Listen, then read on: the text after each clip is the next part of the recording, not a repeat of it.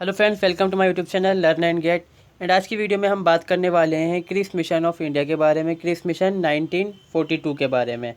Cripps mission यहाँ पर क्या था, इसके कॉजेज़ क्या रहे, बैकग्राउंड क्या था, सिग्निफिकेंस और ये रिजेक्ट क्यों किया गया, सब इस वीडियो के अंदर हम जानेंगे। तो आपसे रिक्वेस्ट है, अगर चैनल पर आप पहली बार आए चैनल को सब्सक्राइब कर लें, वीडियो को शेयर कर दें और अच्छे लगे तो ज़रूर लाइक भी ज़रूर करें यहाँ पर। और अपने सजेशन आप कमेंट बॉक्स में दे सकते हैं यहाँ पर। सबसे पहले हम यहाँ पे देखते हैं, इन मार्च 1942 क्रिस मिशन इंडिया में आता है 1942 में। ठीक है, स्टेफर्ड क्रिप्स जो होते हैं इसके हेड होते हैं, इसमें 3 मेंबर होते हैं, स्टेफर्ड क्रिप्स में हेड होते हैं यहाँ पर। ठीक है, अब ये किसने यहाँ पर आते हैं, proposal in order to gain Indian support for the war efforts. यहाँ पर असल में एक्चुअली यहाँ पर क्या हो रहा होता है कि 1939 से और 1945 के बीच वर्ल्ड वॉर सेकंड चलता है यहाँ पर, और इस टाइम भी यहाँ पर सेकंड वर्ल्ड वॉर चल रहा होता है। अब यहाँ पे जो अलाइड फोर्सेस होती हैं, ब्रिटेन है, ब्रिटेन का रूल इंडिया के ऊपर था, तो हम कॉलोनी में थे, यानी कि हम उनके गुलाम थे, यहाँ पर गुलामी थी इंडिया के अंदर उन लोगों की।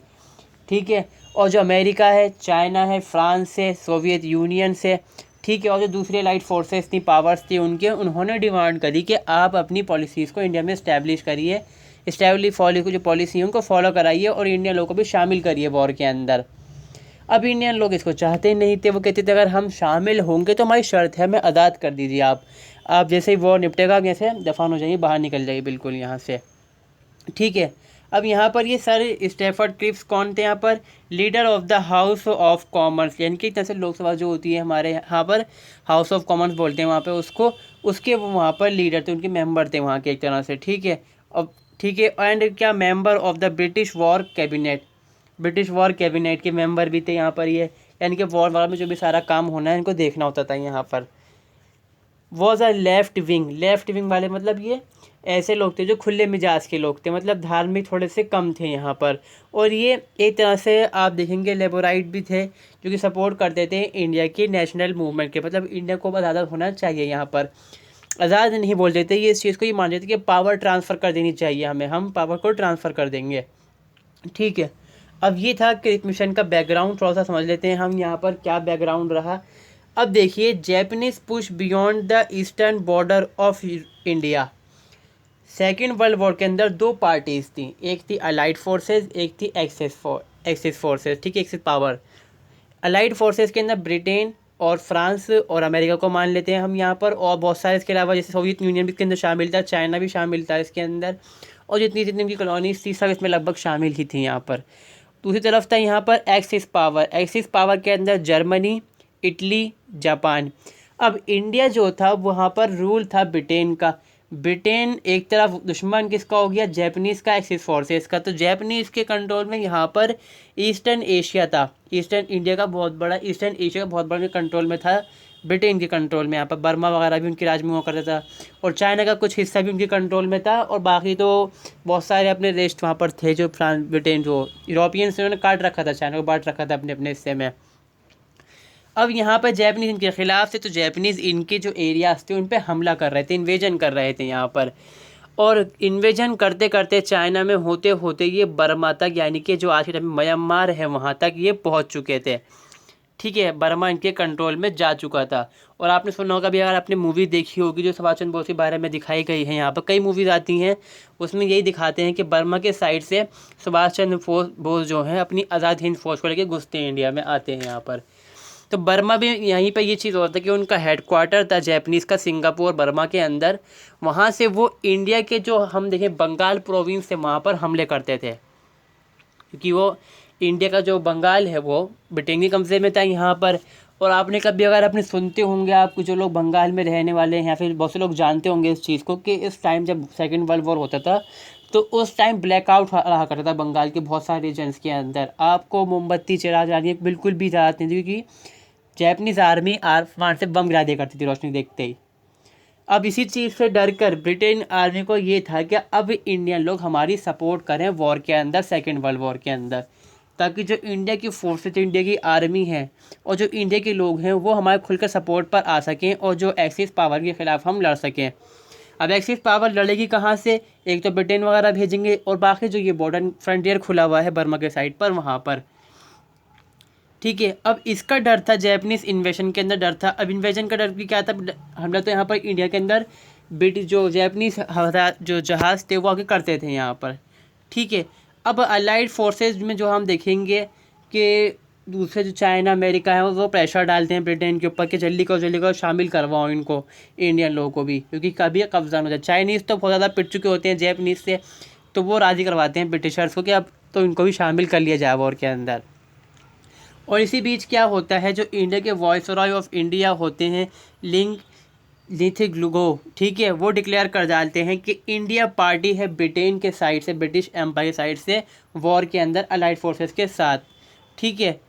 अब इससे क्या होता है कि जो इंडिया के अंदर गवर्नमेंट बनी हुई होती है, जो हम देखते हैं कि जो गवर्नमेंट होती है उसमें जो हेड होता है वो तो ब्रिटेन का ही होता है, यानी कि इंडियन गवर्नमेंट होती है, उसमें लोग शामिल होते हैं कुछ परसेंट तक, गवर्नमेंट में बन चुकी होती है उस टाइम तक, क्योंकि इंडियन इंडिपेंडेंस एक्ट भी यहाँ पर आ चुका होता है और इंडियन गवर्नमेंट एक्ट भी आ चुका होता है यहाँ पर, ठीक है। अब इसमें क्या होता है, जो प्रोविंस होती हैं, 7 प्रोविंस की जो पार्टीज़ होती हैं, जो लीडर होते हैं, चाहे वो मुस्लिम लीग के हों, कांग्रेस के हों, वो रिज़ाइन कर डालते हैं कि आपने हमसे कंसर्न करे बगैर हमारे देश को शामिल कैसे कर दिया वॉर के अंदर, ठीक है। इसमें क्या होता है, अब ब्रिटेन के पास प्रेशर होता है कि आप शामिल करवाइए। अब इंडियन लोग कहते हैं कि हम शामिल तो कर लेंगे, हम शामिल यहाँ पर हो जाएंगे, मगर हमें आपसे आज़ादी चाहिए यहाँ पर, ठीक है। अब ये चीज़ मैंने समझाई है आपको क्या है, रीजन्स में वही बैकग्राउंड है कि ईस्ट साउथ, साउथ में क्या था यहाँ पर म्यांमार, सॉरी ईस्ट में यहाँ पे क्या था म्यांमार, और साउथ में सिंगापुर के साइड से जैपनीज़ फोर्सेस हमला कर रही थी इंडिया की तरफ यहाँ पर। अब इंडिया को शामिल होना पड़ता है वैसे, ठीक है। तो इंडियन अग्री कर डालते हैं कि हाँ हम शामिल हो जाएंगे, मगर हमें पूरी तरह से आज़ादी चाहिए आपके राज से, आप बिल्कुल यहाँ से बाहर निकल जाइए इंडिया से, हम सपोर्ट करेंगे बिल्कुल आपको वॉर के अंदर। इसी के लिए यहाँ पर ट्रीटी करने के लिए, एग्रीमेंट करने के लिए सर स्टैफर्ड क्रिप्स को इंडिया भेजा जाता है, और वो प्रपोज़ल लेकर आते हैं अपना कि हम आपको आज़ादी देंगे, या फिर जो हमारा आपका जो हमारे बीच में एग्रीमेंट होगा उसके ये पॉइंट लाते हैं यहाँ पर। अब ये कहते हैं कि हाँ हम एक इंडिया के लिए इंडियन यूनियन बनाएंगे, यानी कि भारतीय संघ बनाएंगे। भारतीय संघ मतलब जैसे आज के टाइम भारतीय संघ, ऐसा संघ बना के देंगे हम आपको, मगर आपके पास डोमिनियन स्टेटस रहेगा यहाँ पर। अब ये डोमिनियन स्टेटस की प्रॉब्लम यहाँ पे थी, देखिए जैसे कि मैं बताता हूँ आपको पॉइंट क्या होता है कि जो डिफेंस सेक्टर होता है, जो आर्मी वगैरह होगी, वो ब्रिटेन के कब्ज़े में रहेगी, कंट्रोल में रहेगी यहाँ पे इंडिया की।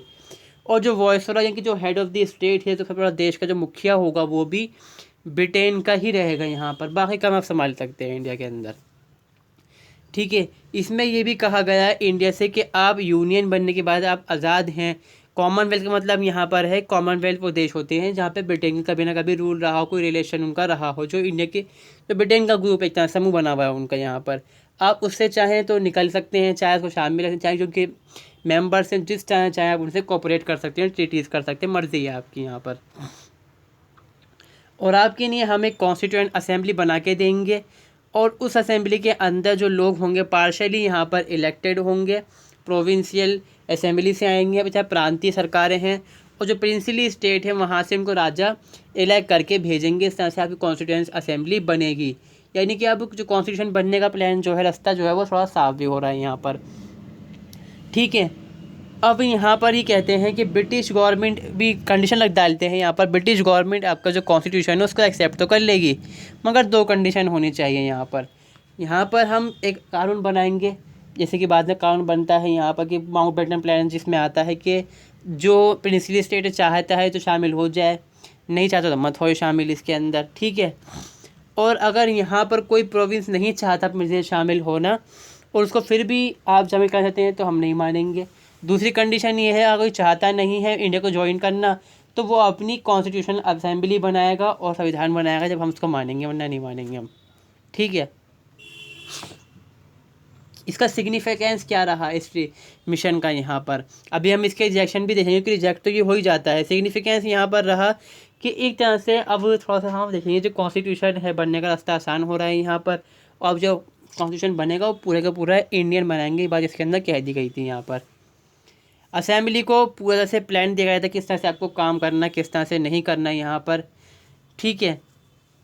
Any province could have a separate union, a blueprint of Indian partition. Significance यहाँ पर ये रही कि अगर जो प्रोविंस नहीं चाहती न शामिल होना, तो वो अपनी अलग जो कॉन्स्टिट्यूशन असेंबली बना सकती है। यानी कि अब एक चीज़ यहाँ पर ही भी मतलब बाहर ज़ाहिर हो गई कि ब्रिटिशर्स चाहते हैं बंटवारा करना इंडिया का। फिर India could withdraw from Commonwealth जो ग्रुप है उससे एग्जिट हो सकता है इंडिया।